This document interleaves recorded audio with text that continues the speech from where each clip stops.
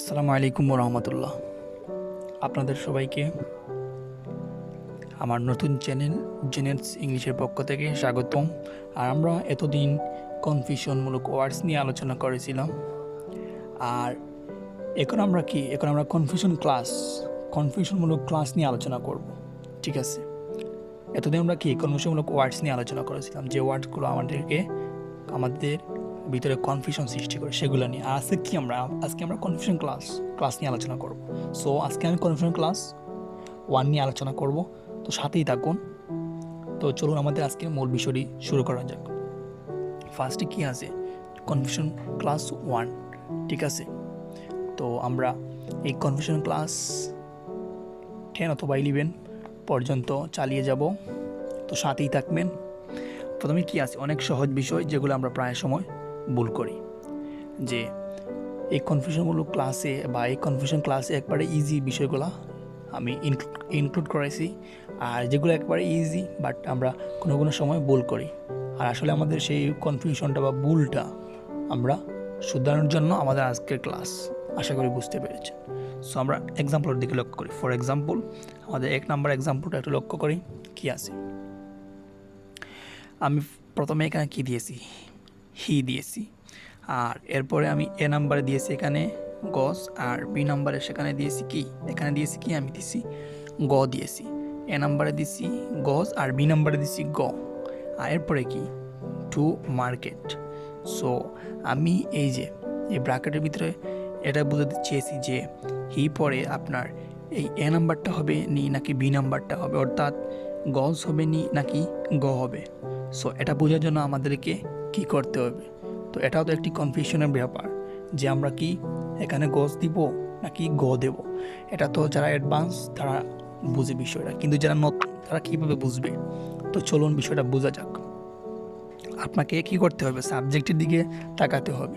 যেহেতু এই সাবজেক্টটা কি থার্ড পারসন সিঙ্গুলার নাম্বার, আর থার্ড পারসন সিঙ্গুলার নাম্বার কোনগুলা আমরা সবাই জানি যে হি, শি, ইট অথবা যে কোনো নাম, এগুলা কি third person singular number. So কী হবে? থার্ড পারসন সিঙ্গুলার নাম্বারের পরে যে বারবার আসবে তার সাথে কি এস অথবা ইএস যোগ হবে। সো যেহেতু থার্ড পারসন সিঙ্গুলার নাম্বার আমাদের হি সাবজেক্টটা, প্রোনাউনটা আছে হি, সো আমরা এখানে কি করব? আমরা জেনেছিলাম কি এস অথবা ইএস যোগ করব। সো আমরা কি এখানে যোগ করেছি? ইএস যোগ করেছি। আর যার কারণে আমাদের রাইট আনসার হবে কি এই এ নাম্বারটা, হি গস টু মার্কেট। আশা করি বিষয়টা বুঝতে পেরেছেন। তো 2 নাম্বারটা দেখুন। 2 নাম্বারে কি? ইট। এ নাম্বারে ফিলস, বি নাম্বারে ফিল ইজি। বাংলাটা জেনে নেই যে এটা সহজ মনে হয়। সো এখনও সেম প্রবলেম যে আমরা এ নাম্বারটা দিব নাকি বি নাম্বারটা দিব। কোনো সমস্যা নেই, আগের মতো আমাদেরকে আবার সাবজেক্টটি দিয়ে তাকাতে হবে। আমি কি বলেছিলাম? থার্ড পারসন সিঙ্গুলার নাম্বার কোনগুলো? হি, শি, ইট অথবা যে কোনো নাম। তাহলে ইট আছে না? সো কী হবে? ইটের সাথে আমরা কি বলেছিলাম? থার্ড পারসন সিঙ্গুলার নাম্বার হলে কি যোগ করতে হয়? এস অথবা ইএস। সো আমাদেরকে এখানে কি করতে হবে? আমরা এখানে এস যোগ করেছি, আর যার কারণে রাইট আনসার হবে কি it feels easy. Right answer হচ্ছে কি এই যে এ নাম্বারটা হচ্ছে সঠিক আনসার।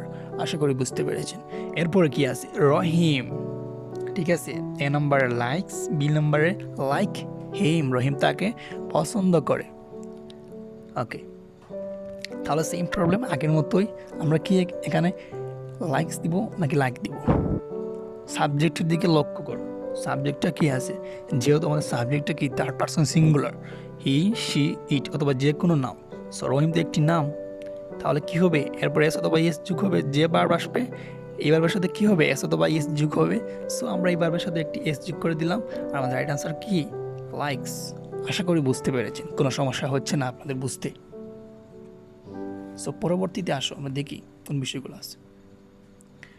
এখানে এক্সাম্পল লক্ষ্য করো। ফার্স্টটা যে সাবজেক্ট আই আছে, আর এ নাম্বারে দিয়েছি আমি গোস, আর বি নাম্বারে দিয়েছি গো টু মার্কেট। সো আমরা আগের মতোই আমরা একটু সাবজেক্টের দিকে লক্ষ্য করি, আর এরপরে আমরা সাবজেক্ট অনুসরণ করে আমরা বার বসাবো। সো আমাদের সাবজেক্টটা কি আছে? এটা কি ফার্স্ট পারসন।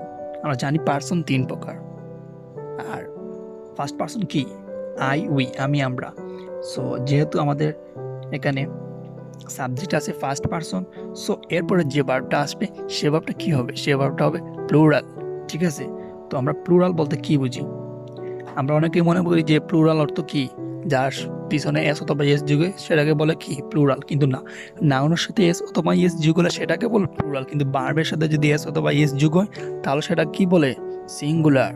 তো নাউন যেহেতু প্লুরাল, এরপরে হবে কি প্লুরাল ভার্ব হবে। সো কি এই যে বি নাম্বারটা গো, এটা হচ্ছে রাইট আনসার, এই বি নাম্বারটা হবে right answer. So I go to market. আশা করি বুঝতে পেরেছেন বিষয়টা। ফার্স্ট পারসন, সেকেন্ড পারসন এবং থার্ড পারসন প্লুরাল, এগুলোর পরে ভার্ব প্লুরাল হয়। আশা করি আপনারা সবাই বুঝতে পেরেছেন। এরপরে আসো দে।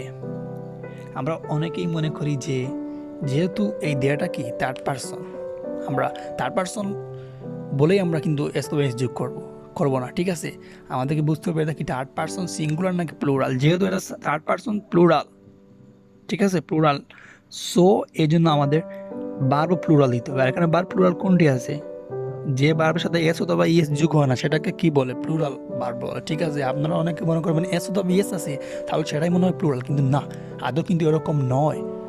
এখানে দে ফিল ইজি, এটা হবে রাইট আনসার। আশা করি বুঝতে পেরেছেন। এরপরে আসো you, A number likes, B number like him. এটা হলো সেকেন্ড পারসন, আর সেকেন্ড পারসন বলেছিলাম যে এগুলোর পরে কি হবে ভার্ব প্লুরাল হবে। সো রাইট আনসার হচ্ছে লাইক। আশা করি বুঝতে পেরেছেন। তো শর্টকাটে চলে আসো। শর্টকাটে চলে আসলে আমাদের আজকের এই বিষয়টি এবার ইজিলি আমাদের আয়ত্ত হবে। শর্টকাটে আসো, subject third person singular number হলে হি, শি, ইট অথবা যে কোনো নাম রহিম, করিম এটসেট্রা যদি হয় তাহলে কি ভার্বের সাথে এস অথবা ইয়েস যোগ হয়, মানে ভার্ব সিঙ্গুলার হয়। ঠিক আছে, এস অথবা ইয়েস যোগ হলে আমরা মনে করবো না যে প্লুরাল, কিন্তু না, কি হবে এস অথবা এস যোগ হলে কি হয় সিঙ্গুলার। অন্যদিকে subject third person plural, first person এবং সেকেন্ড পারসন যে you, they, I, we etcetera হলে ভার্বের সাথে এস অথবা এস যোগ হয় না, মানে কি ভার্ব প্লুরাল হয়। আশা করি বিষয়টা একদম ক্লিয়ার। সো আজকে ক্লাসটি এখানে শেষ করতে যাচ্ছি, আবার কনফারেন্স ক্লাস 2 নিয়ে উপস্থিত হব। আর সেই পর্যন্ত সবাই ভালো থাকবেন, সুস্থ থাকবেন। আসসালামু আলাইকুম ওয়া রাহমাতুল্লাহ।